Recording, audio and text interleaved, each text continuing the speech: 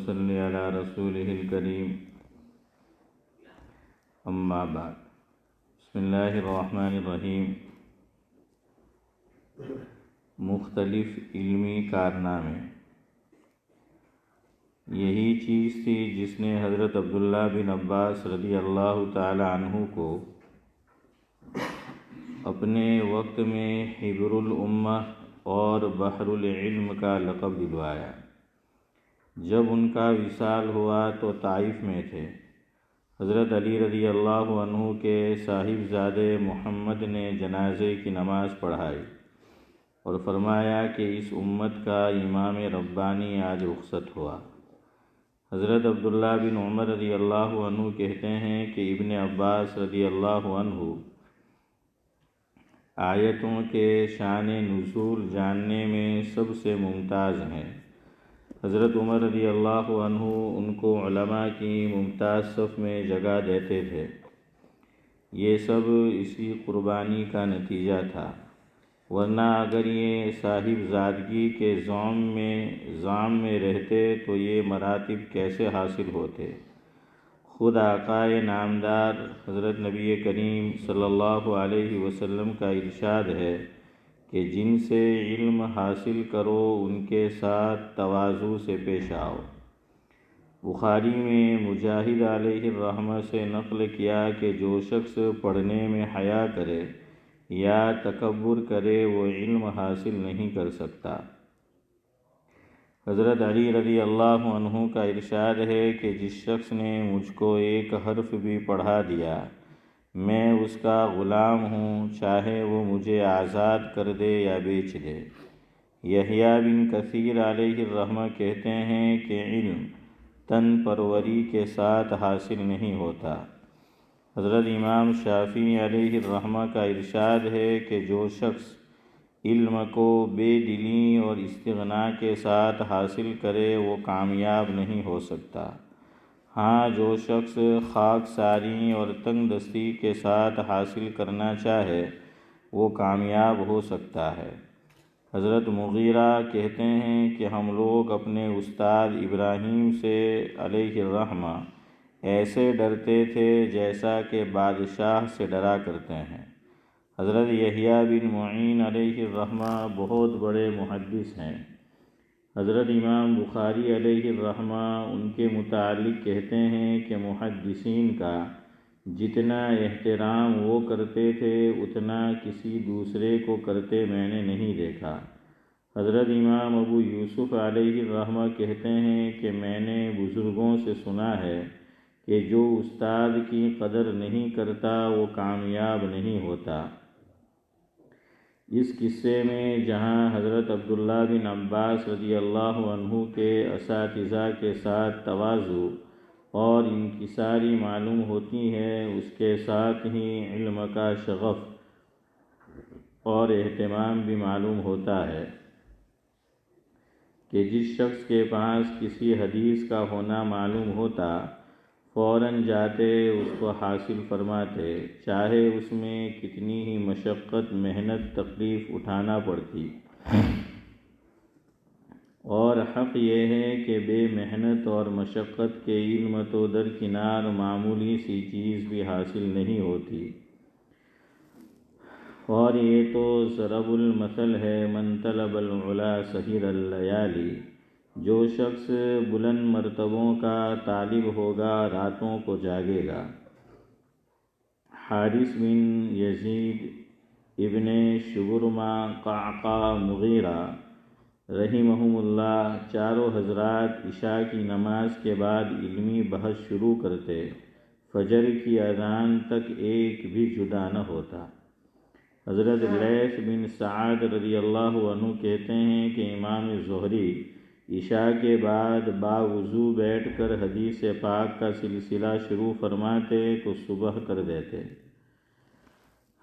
کہتے ہیں کہ امام ابو حنیفہ اور امام مالک کو دیکھا گیا کہ مسجد نبوی میں عشاء کے بعد سے ایک مسئلے میں بحث شروع فرماتے اور وہ بھی اس طرح کہ نہ کوئی طعن و تشنیع ہوتی نہ تغلیظ، اور اسی حالت میں صبح ہو جاتی اور اسی جگہ صبح کی نماز پڑھتے۔ ابن فرات بغدادی ایک محدث ہے علیہ الرحمہ، جب انتقال ہوا تو 18 صندوق کتابوں کے چھوڑے، جن میں سے اکثر خود اپنے قلم کی لکھی ہوئی تھیں، اور کمال یہ ہے کہ محدثین کے نزدیک صحت نقل اور عمدگی ضبط کے اعتبار سے ان کا لکھا ہوا حجت بھی ہے۔ ابن جوزی علیہ الرحمہ مشہور محدث ہیں۔ 3 سال کی عمر میں والد نے مفارقت کی، یتیمی کی حالت میں پرورش پائی، لیکن محنت کی حالت یہ تھی کہ جمعہ کی نماز کے علاوہ گھر سے دور نہیں جاتے تھے۔ ایک مرتبہ منبر پر کہا کہ میں نے اپنی ان انگلیوں سے 2000 جلدیں لکھی ہیں۔ 250 سے زیادہ خود ان کی اپنی تصنیفات ہیں۔ کہتے ہیں کہ کوئی وقت ضائع نہیں جاتا تھا، 4 جز روزانہ لکھنے کا معمول تھا۔ درس کا یہ عالم تھا کہ مجلس میں بعض مرتبہ 1,00,000 سے زیادہ شاگردوں کا اندازہ کیا گیا۔ امراء، وزراء، سلاطین تک مجلس درس میں حاضر ہوتے تھے۔ ابن جوزی علیہ الرحمہ خود کہتے ہیں کہ 1,00,000 آدمی مجھ سے بیعت ہوئے اور 20,000 میرے ہاتھ پر مسلمان ہوئے ہیں۔ اس سب کے باوجود شیعوں کا زور تھا، اس وجہ سے تکلیفیں بھی اٹھانا پڑیں۔ احادیث لکھنے کے وقت میں قلموں کے تراشے جمع کرتے رہتے تھے۔ مرتے وقت وصیت کی تھی کہ میرے نہانے کا پانی اسی سے گرم کیا جائے۔ کہتے ہیں کہ صرف غسل میت کے پانی گرم کرنے ہی کے لیے کافی نہ تھا، بلکہ گرم کرنے کے بعد بچ بھی گیا تھا۔ یحییٰ بن معین حدیث کے مشہور استاد ہیں۔ کہتے ہیں کہ میں نے اپنے ہاتھوں سے 10,00,000 حدیثیں لکھی ہیں۔ ابن جریر طبری مشہور مورخ ہیں، صحابہ اور تابعین کے احوال کے ماہر۔ 40 سال تک ہمیشہ 40 ورق روزانہ لکھنے کا معمول تھا۔ ان کے انتقال پر شاگردوں نے روزانہ کی لکھائی کا حساب لگایا تو بلوغ کے بعد سے مرنے تک 14 ورق روزانہ کا اوسط نکلا۔ ان کی تاریخ مشہور ہے، عام طور سے ملتی ہے۔ جب اس کی تصنیف کا ارادہ ظاہر کیا تو لوگوں سے پوچھا کہ تمام عالم کی تاریخ سے تو تم لوگ بہت خوش ہوں گے۔ لوگوں نے پوچھا کہ اندازاً کتنی بڑی ہوگی؟ کہنے لگے کہ تقریباً 30,000 ورق پر آئے گی۔ لوگوں نے کہا کہ اس کے پورا کرنے سے پہلے عمریں فنا ہو جائے گی۔ کہنے لگے کہ انا للہ، ہمتیں پست ہو گئی۔ اس کے بعد مختصر کیا اور تقریباً 3,000 ورق پر لکھی۔ اسی طرح ان کی تفسیر کا بھی قصہ ہوا، وہ بھی مشہور ہیں اور عام طور سے ملتی ہے۔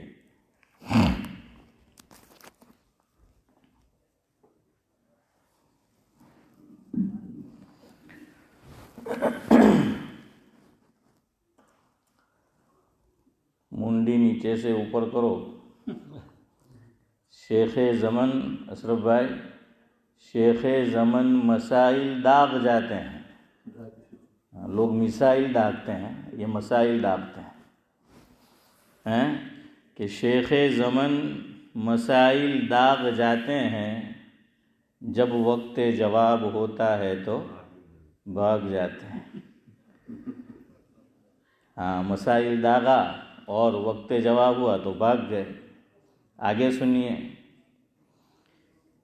یہ ان کی بڑی پرانی عادت ہے، یہ ان کی بڑی پرانی عادت ہے، دیکھتے ہیں اس سے کب باز آتے ہیں۔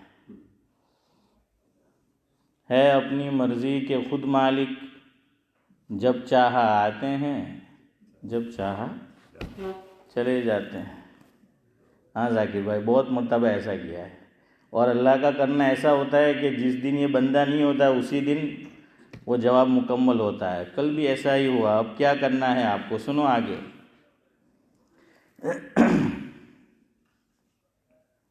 کل کی مجلس میں ہم نے تو مسئلہ بیان کر دیا، علمی موتیوں سے دامن سامعین کا بھر دیا، علمی موتیوں سے دامن سامعین کا بھر دیا۔ کل جو تھے ان میں سے کسی ایک کو چن لینا، کل جو مجلس میں تھے ان میں سے کسی ایک کو چن لینا، کل جو باتیں میں نے کہی تھی چاہے تو ان سے سن لینا۔ ہے نا؟ ہاں بھائی، چاہے تو یہ کہا ہے، آپ کی مرضی ہے۔ بہرحال جواب تو ہو گیا، اب آپ نہیں تھے، ہم کیا کریں؟ اب کل مجلس ختم ہو رہی تھی، چلے اس سے ملتا جلتا ہی جواب آج بھی ہے۔ تو ہمارے ذاکر بھائی نے ایک مسئلہ پوچھا، لیکن چونکہ کل مجھے جانا تھا پڑوس کی بستی میں، تو بہرحال میں نے جواب نہیں دیا ان کو، اور کہا کہ آج کی مجلس میں جواب دیں گے۔ کل ذاکر بھائی نے جو مسئلہ پوچھا اس کا مفہوم یہ تھا کہ شوہر مرض الموت میں ہے، بیماری کی حالت میں ہے کہ اب دنیا سے جانے کا وقت قریب ہے، بیمار چل رہا ہے، اور بیوی کو طلاق دے دیتا ہے۔ طلاق کس میں دیتا ہے؟ مرض الموت میں۔ چودھری صاحب، مرض الموت میں، یعنی اب جینے کی زیادہ امید نہیں ہے تو بیوی کو طلاق دے دیا۔ اب وہ کہہ رہے تھے کہ ان کے پوچھنے کا مقصد یہ ہے کہ دوسری بیوی کو، یعنی کیا مطلب کہ مرد نے ایک نکاح کر رکھا تھا اور پہلی عورت سے اولاد بھی، اور پہلی عورت کے ساتھ مل کر مکان بائی کیا، مکان اب خود ان کا اپنا ہے، اب دوسرا نکاح کر کے لائے، دوسری عورت کو بیاہ کر کے لائے، شادی کر کے لائے، جتنی خدمت اس سے لینی تھی لی۔ اب بعض مرتبہ وہ پہلی بیوی سے، اس کے تو خود اپنے بچے ہیں وہ بھی، تو ان کا زور ہوتا ہے کہ بھائی کسی طرح یہ دوسری امی کو، سوتیلی والدہ کو کیا کرو، فارغ کرو اپنے نکاح سے، ورنہ تم فارغ ہوں گے تو اس کا اس میں کیا لگے گا؟ حصہ لگے گا، میراث جو ہے وہ لگے گی۔ تو اب شوہر جو ہے وہ مان جاتا ہے۔ میں کہتا ہوں ایسا شوہر احسان فراموش ہے، تیری اولاد نے تو تیری خدمت نہیں کی، اسی لیے تو تجھے دوسرا نکاح کرنا پڑا، اور وہ عورت جو بیچاری سب کچھ چھوڑ چھاڑ کر آئی، تیری خدمت کرتی رہی، اور اب اینڈ وقت میں کہ تیرا دنیا سے جانے کا وقت قریب ہے، تو نے اس عورت کو کیا کر دیا؟ فارغ جو ہے وہ کر دیا۔ ہے نورانی بھائی؟ لیکن قربان جائیے اللہ کے عدل اور اللہ کے انصاف پر۔ ہاں، مخلوق تو ناانصافی کر سکتی ہے، اللہ ناانصافی نہیں کرتا۔ اللہ کو پتا تھا کہ کرنے والے یہ سب دھتنگ کریں گے، تو شریعت نے پہلے ہی اس کا حل ڈھونڈ لیا۔ ایسی حالت میں دیکھیے، یہاں تو صاف صاف ہے بات کہ طلاق دینے کا واحد مقصد یہ ہے کہ عورت کو میراث سے محروم کرنا ہے، بس یہی مقصد ہے۔ چلو اس مثال میں تو مرد کی جو اولاد ہے پہلی بیوی سے، ان کا فورس تھا، وہ جو ہیں ذہن بنا رہے تھے، لیکن اسے بھول جائیے، اولاد نے کچھ نہیں کہا، اور دوسری بیوی بھی نہیں، پہلی بیوی ہے، اور دل میں دشمنی پالتا رہا، اور جب مرنے کا وقت قریب آیا، دنیا سے جانے کا وقت قریب آیا، تو اب اس نے سوچا کہ میں اس کو اپنے نکاح سے کیا کر دوں؟ فارغ کر دوں تاکہ میرے حصے میں سے اسے کچھ نہ ملے۔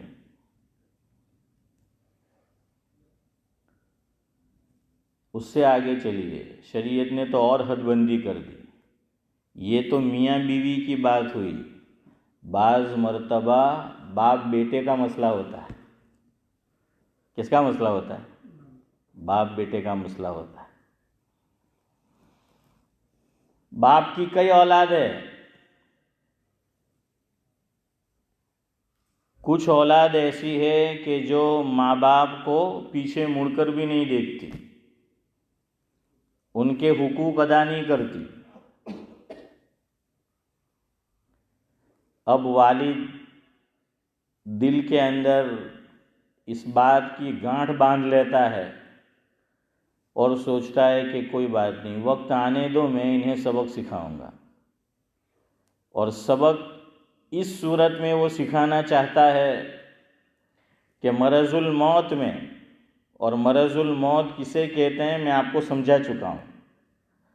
مرض الموت کے اندر باپ یہ کرتا ہے کہ اپنا جو مال ہے، جو جائیداد ہے، جو روپیہ پیسہ ہے، جو زمین، دکان، مکان، فلیٹ ہے، تو اس کی وصیت کر جاتا ہے۔ اور نیت اس کی یہ ہے کہ یہ میں وصیت اس لیے کرتا ہوں تاکہ ان کو کیا کروں؟ میراث سے محروم رکھوں۔ اور جتنی زمین، جائیداد، مکان، دکان، فلیٹ، جو کچھ تھا وہ اس نے کیا کر دیا؟ وصیت کر دی۔ اور اس کا مقصد بھی یہی ہے۔ یہاں ایک مسئلہ یاد رکھو پہلے رک کر، کوئی اولاد اللہ کرے کہ پہلے تو ایسی نہ ہو کسی کی بھی کہ ماں باپ کو پلٹ کر نہیں پوچھتی، دیکھتی نہیں ہے۔ یہ بڑھاپا ہے نا، بڑی خطرناک چیز ہے۔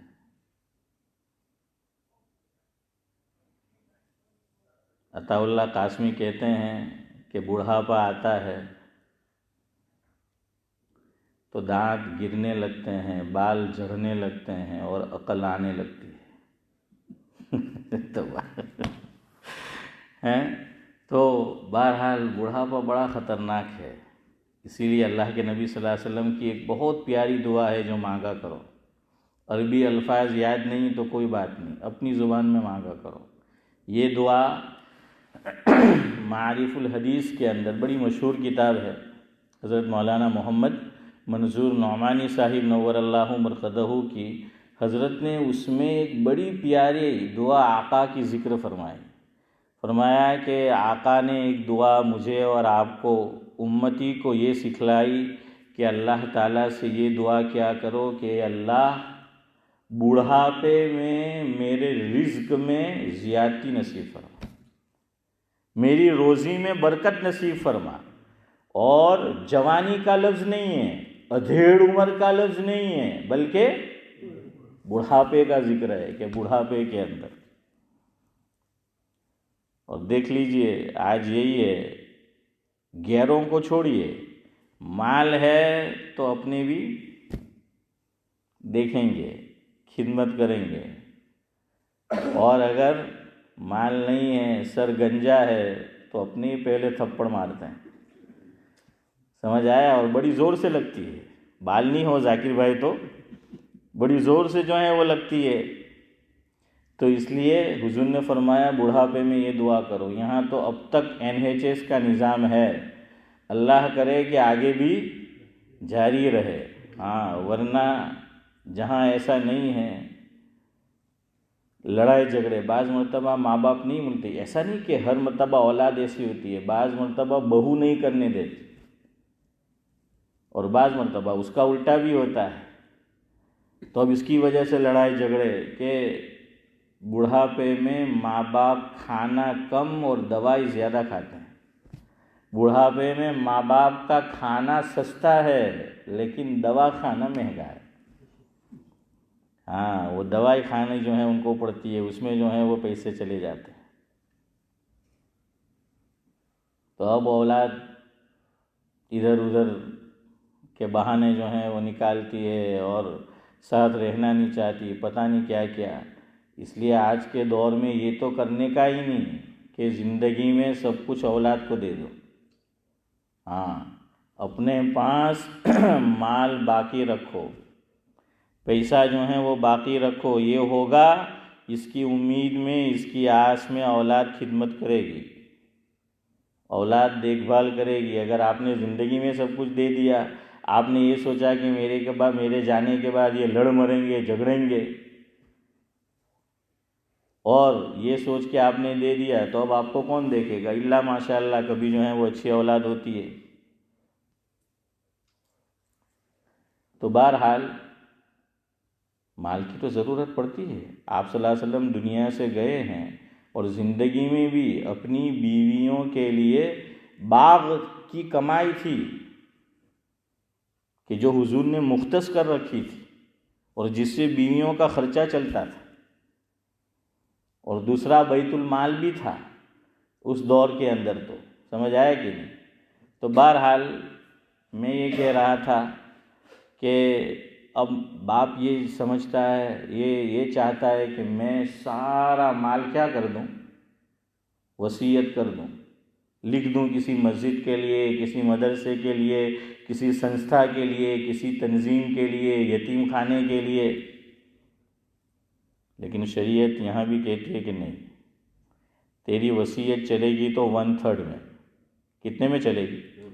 1/3 میں۔ مرض الموت کی بات کر رہا ہوں۔ ہاں، تو میں یہ کہہ رہا تھا کہ اولاد نافرمان ہے، ایسی اولاد جو نافرمان ہو وہ اللہ تعالیٰ کی بھی گنہگار ہے اور ماں باپ کی بھی گنہگار ہے۔ لیکن شریعت ایسی اولاد کے لیے بھی ماں باپ کو یہ ترغیب نہیں دیتی کہ اپنی اولاد کو میراث سے محروم کرے، اور اگر کسی وجہ سے نیت یہ ہے میراث سے اولاد کو محروم کرنے کی، تو اللہ تبارک و تعالیٰ نے، میں ایک حدیث آپ کو سناتا ہوں اور قرآن کی آیت سناتا ہوں کہ جو مفسرین نے لکھا ہے۔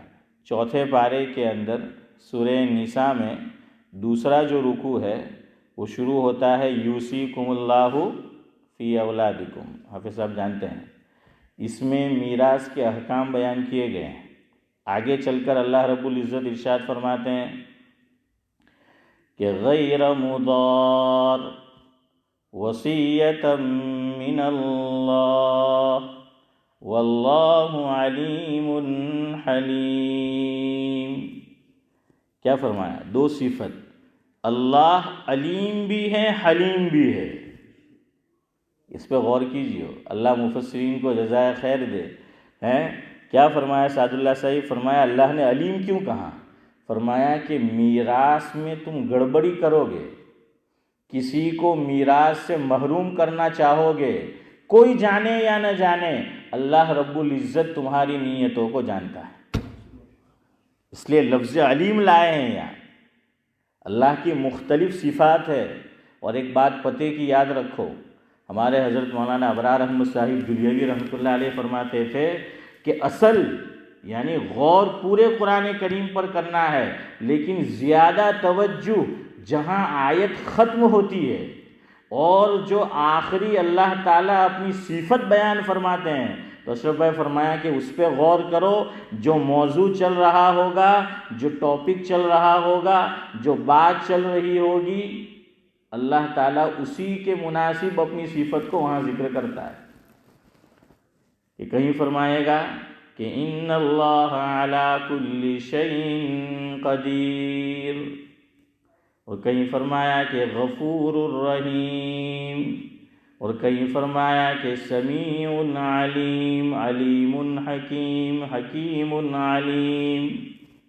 تو یہ سب جو صفت ہے، فرمایا اس پہ غور کیا کرو۔ یہاں اللہ تعالیٰ اور کچھ بھی کہہ سکتا تھا، لیکن 2 صفت بیان فرمائی اللہ نے کہ اللہ کی ذات علیم ہے، جاننے والی ہے۔ وہ میں نے آپ کو شعر سنایا تھا، حکیم محمد اختر صاحب رحمۃ اللہ علیہ پڑھا کرتے تھے اپنے بیانات میں کہ آنکھوں کی خیانت دلوں کے راز سب کو جانتا ہے وہ مالک بے نیاز۔ تو چودھری صاحب آنکھوں کی خیانت کو بھی اللہ جانتا ہے اور دلوں کے بھید کو بھی اللہ رب العزت جو ہے وہ جانتا ہے۔ شوہر عورت کو طلاق کیوں دے رہا ہے؟ باپ اپنی اولاد کو میراث سے محروم کیوں کر رہا ہے؟ باپ اپنی جائیداد ساری وصیت کیوں کر رہا ہے؟ ایک اور بات علماء نے یہاں لکھی کہ بعض مرتبہ دیکھیے وصیت باپ جانتا ہے کہ وصیت کے اندر تو اس نے پوری کر بھی دی، حضرت مفتی صاحب کی خدمت میں جائیں گے تو وہ کہیں گے کہ بھائی 1/3 تک والد نے جو وصیت کی اس پہ عمل کرو، باقی مال کس کا ہے؟ وارثین کا ہے۔ لیکن بعض ماں باپ کو یہ مسئلہ معلوم ہوتا ہے، تو یہ علماء نے لکھا ہے، میری بات نہیں ہے، کتابوں میں، کہ وہ ایک اور چال چلتے ہیں۔ باپ اپنی اولاد کو یا اپنے وارثین کو محروم کرنے کے لیے ایک چال اور چلتا ہے، مال زندگی میں اپنے پاس رہنے دیتا ہے کہ بھائی ابھی تو میری حیات ہے، میری زندگی ہے، ضرورت جو ہے وہ پڑ جائے تو کیا کرتا ہے؟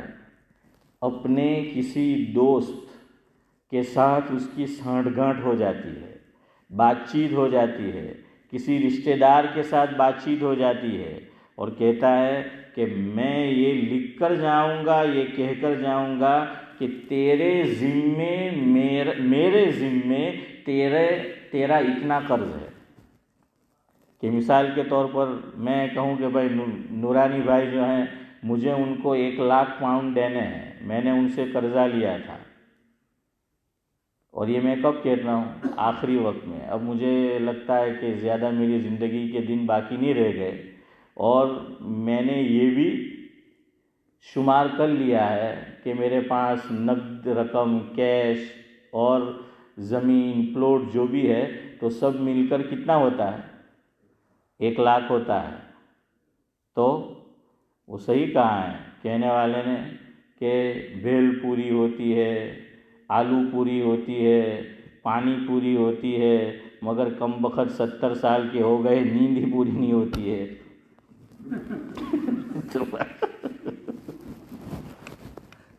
بیٹھے بیٹھے جو ہے وہ سکینہ نازل ہو رہی ہے، نیند نکال رہے۔ تو ہاں تو آلو پوری ہے، ہاں تو بھیل پوری، پانی پوری، سامنے ہو عبدالسلام لاجپوری ہیں، لیکن کم بخت نہیں ہوتی پھر بھی نیند پوری سالے بھائی۔ تو خیر بہرحال کیا کہہ رہا تھا میں؟ ہاں کہا دین پوری، نیند میں سنا نہیں تو ایسا ہے، دین پوری تو آئی نہیں ابھی۔ تو بہرحال تو کہ جتنا مال ہے میرے پاس، تو اشرف بھائی میں کیا کہتا ہوں کہ بھائی میں نے ان سے قرضہ لیا تھا، ان کو مجھے دینا ہے۔ اور یہ بات یاد رکھو، ہم تو الٹپ میراث کو تقسیم کرتے ہیں، شریعت میں ترتیب ہے، یاد رکھیو، ترتیب جانتے ہو نا، کہ آرڈر کے حساب سے جو ہے وہ چلنا ہے، ترتیب ہے، کیا پائرٹی؟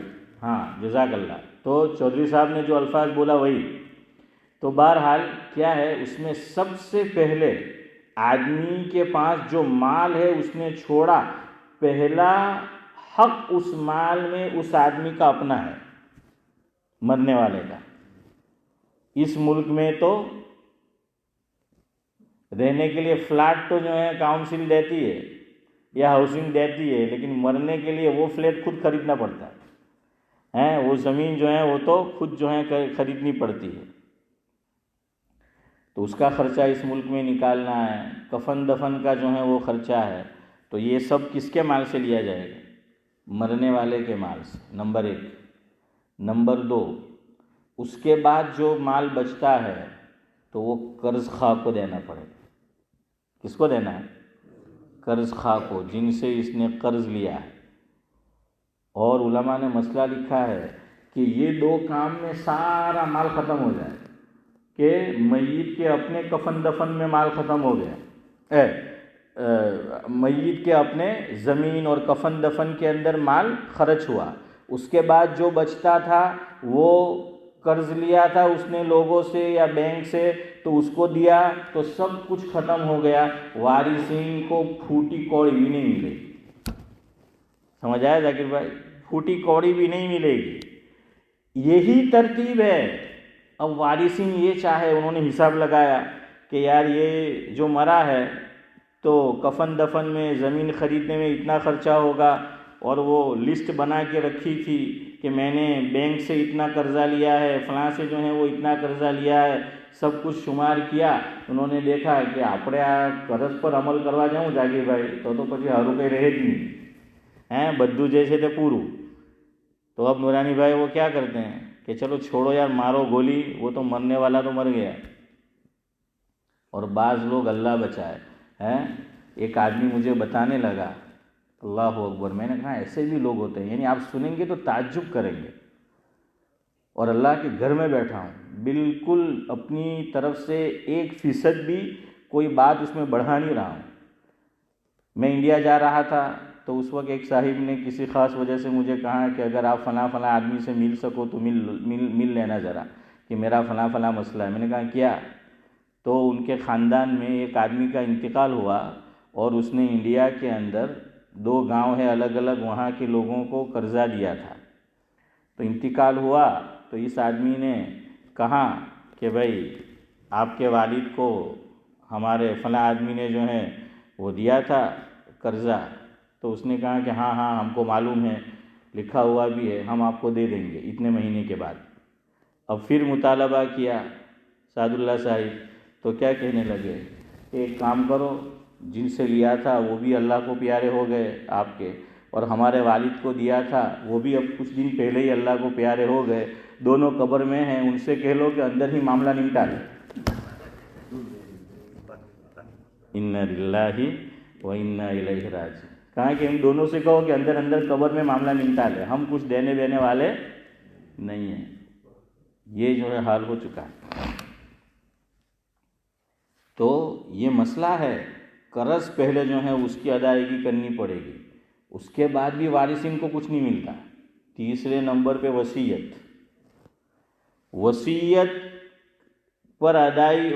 کی ادائیگی کر دی، اس پر عمل کیا، پھر کچھ بچے گا تو کس کے پاس آئے گا؟ وارثین کے پاس۔ تو وارثین کے پاس کب آتا ہے؟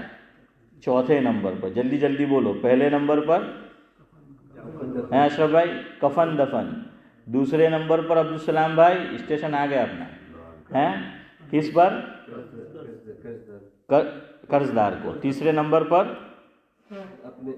وصیت، اور چوتھے نمبر پر وارث، چوتھے نمبر پر۔ تو فرمایا واللہ علیم حلیم، اللہ تعالیٰ نیت کو جانتا ہے، علیم ہے اور حلیم ہے۔ حلیم کا معنی ہوتا ہے نرم، بردبار، سمجھ آیا؟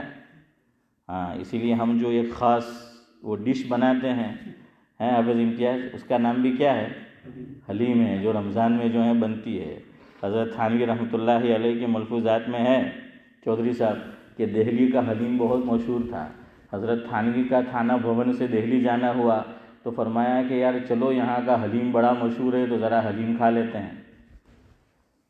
تو میں سوچنے لگا کہ یار دنیا میں چاہے بزرگ ہو یا ہم جیسا گنہگار ہو، بدانے کھاوانو بہت شوق ہے۔ عبد الصمد چاچا کھاوانو بدانے جو ہے ہمارا ہارو۔ ہمارا احمد بھائی پٹیل، حافظ یوسف نا بھائی، میرے بڑے محسن، تو سعد اللہ صاحب کی یہاں ہی دعوت تھی اور آم کا موسم تھا۔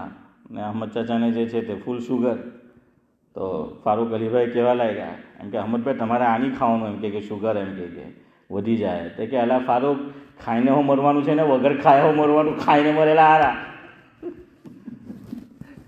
تو بہرحال تو حضرت تھانوی رحمۃ اللہ علیہ ان کو بھی کھانے کا شوق، حضرت نے فرمایا کہ چلو چلتے ہیں کھانے کے لیے۔ اب حضرت نے جو ہے اچھا بعض چیزیں بڑی تیز ہوتی ہے، تیکھی مرچ والی، اور کھاتے وقت اشرف بھائی آنکھ بھی بہتی ہے، ناک بھی بہتا ہے، اور ایک اور چیز بھی ہوتی ہے۔ تو بہرحال لیکن آدمی اس کو اور لذت سے کھاتا ہے نا، کہ سب بہ رہا ہے پھر بھی، چونکہ وہ لذت اتنی ہے۔ تو حضرت تھانوی رحمۃ اللہ علیہ نے ایک پیالی پوری کی اور پھر کہا کہ یار بڑی لذیذ ہے، دوسری کھائی، کہا کہ اور تیسری لاؤ، تیسری کھائی، اور پھر فرمایا کہ کم بخت چونکہ بہت تیز تھی، آنکھ میں سے بھی پانی، ناک میں سے بھی پانی، اور نام حلیم، اور حلیم تو نرم بردبار ہوتا ہے، فرمایا چودھری صاحب کس کم بخت نے اس کا نام حلیم رکھا، یہ تو عذاب علیم سے کم نہیں ہے، یہ تو عذاب علیم سے جو ہے وہ کم نہیں ہے، اور نام جو ہے وہ عبدالحفیظ بھائی حلیم جو ہے وہ رکھ چھوڑا ہے۔ خیر بہرحال تو میں آپ کو یہ بتا رہا تھا کہ اللہ نے فرمایا حلیم، اللہ تعالی حلیم ہے۔ اب چونکہ وقت ہو گیا ہے، وہ حدیث پاک کے الفاظ میں آپ کو سنانے والا تھا اور اس میں ایک نکتہ بھی بیان کرنا تھا، لیکن وقت نہیں ہے، خالی حدیث کا مفہوم سن لو۔ مشکوٰۃ شریف میں روایت ہے جس کا مفہوم ہے کہ جو مسلمان اپنے کسی وارث کو میراث سے جان بوجھ کر محروم کرتا ہے، کوئی نہ کوئی ایسی ترکیب کرتا ہے محروم کرنے کی، فرمایا کل قیامت کے دن اللہ تعالیٰ اس کو جنت سے محروم کر دے گا۔ یہ مشکوٰۃ شریف میں روایت ہے کہ اللہ تعالیٰ اس کو جنت سے محروم کر دیں گے۔ اور ایک روایت کا مفہوم ہے کہ ایک مسلمان 60 سال 70 سال اللہ کی خوب عبادت کرتا ہے، اچھی زندگی نیک اعمال والی گزارتا ہے، لیکن مرنے سے پہلے ایک عمل ایسا کر جاتا ہے کہ وارثین جن کا حق اللہ تعالیٰ نے اس کی میراث میں، اس کی وراثت میں، اس کے ترکے میں، اس کے مال و جائیداد میں رکھا ہے، وہ جان بوجھ کر کوئی ایسی چال چل جاتا ہے، حربہ استعمال کرتا ہے کہ وارث کو محروم کرتا ہے، اللہ تعالیٰ اس کو جنت سے محروم کرتا ہے۔ ہاں بڑی سخت وعید ہے۔ چلو جلدی جواب سن لو۔ اب اگر کسی شوہر نے بیوی کو کیا کر دیا، طلاق دے دی مرض الموت میں، اور نیت اس کی یہ ہے کہ اس کو میراث سے کیا کرنا ہے، محروم کرنا ہے، علماء نے لکھا ہے چاہے وہ طلاق رجعی دے چاہے وہ طلاق بائن دے، جون سی بھی طلاق دے وہ، لیکن عدت کے اندر اگر شوہر انتقال کر جاتا ہے تو اس بیوی کو حصہ ملے گا۔ سمجھ آیا؟ جون سی طلاق دی ہو، کیوں؟ اس کی نیت ہی غلط تھی، اس کی نیت ہی کیا تھی، غلط تھی، لیکن اللہ میں نے کہا نا وہ انصاف پسند ہے، تو فرمایا کہ اب وہ مر گیا تو اس میں اس کا حصہ لگے گا۔ ایک اور بات پوچھی گئی تھی، اس کا بھی جواب دے دوں۔ فرمایا کہ سوتیلی ماں سے زبردستی لکھوایا جائے، یعنی بائی فورس، یا یہ کہ ایسا ماحول تیار کر دیا جائے کہ چاہے باپ ہو سوتیلا یا ماں ہو، جو بھی ہو، یا سوتیلی جس کا بھی بہرحال اس میں حق ہے، اور کہا کہ یہ ہم نے کیا بنایا ہے، ویل نامہ جو ہے وہ بنایا ہے، اس کے اوپر آپ دستخط کر دو۔ اب مرد ہو، سوتیلا باپ ہو، سوتیلی ماں ہو، جس نے بھی اس پر جو ہے دستخط کر دی، ان کے فورس میں آ کر ڈرا دھمکا کر یا ماحول ایسا پیدا کر کے، چاہے دستخط موجود ہے، یہاں کے قانون میں جاؤ گے، ہو سکتا ہے دنیاوی عدالت فیصلہ کچھ اور کرے، لیکن اب وہی مرد یا عورت کسی مفتی صاحب کے پاس جائیں گے اور کہیں گے کہ یہ حالات پیدا کر دیے گئے تھے اور اس لیے مجھے یہاں پر دستخط کرنا پڑی، تو مفتی صاحب جواب یہی دیں گے کہ بھائی اس کو میراث ملے گی۔ سمجھ آیا؟ ہاں، میراث سے ایسے جو ہے وہ حصہ نہیں کرتا۔ اسی طرح ایک اور مسئلہ طلاق کی بات چلیے سن لو۔ اگر ڈرا دھمکا کر کسی شوہر سے طلاق لکھوائی جائے، دیکھیے دینی مجلس میں بیٹھنے کا یہ فائدہ ہوتا ہے، بعض باتیں ہم آپ کو بڑی باریک بتائیں گے اور بتاتے ہیں تو سنو، لیکن غلط عمل کی نیت سے مت سننا، صحیح عمل کرنے کی نیت سے سننا۔ بعض مرتبہ فورس کیا جاتا ہے مرد پر کہ میری بیٹی کو طلاق دے، میری بہن کو جو ہے وہ طلاق دے، یا فلانی رشتہ دار کو طلاق دے، سمجھ آیا کہ نہیں، اور گن رکھ دی گئی یا کوئی اور ایسی دھمکی دی گئی، ایسا کیا گیا، اور اس کو کہا کہ یہ طلاق نامہ ہے، اس پہ دستخط کر، اس نے دستخط کر دیے، طلاق نہیں ہوگی، شرط یہ ہے زبان سے نہیں کہنا، زبان سے کہا تو ختم، لیکن ڈرا دھمکا کر اس سے لکھوا لیا گیا اور اس نے زبان سے نہیں کہا کہ یہ لکھا ہوا مضمون ہے دستخط کر دے، دستخط کر دیا تو طلاق واقع نہیں ہوگی۔ بہرحال سبحان اللہ و بحمدہ، سبحانک اللہم و بحمدک، نشہد ان لا الہ الا انت، نستغفرک۔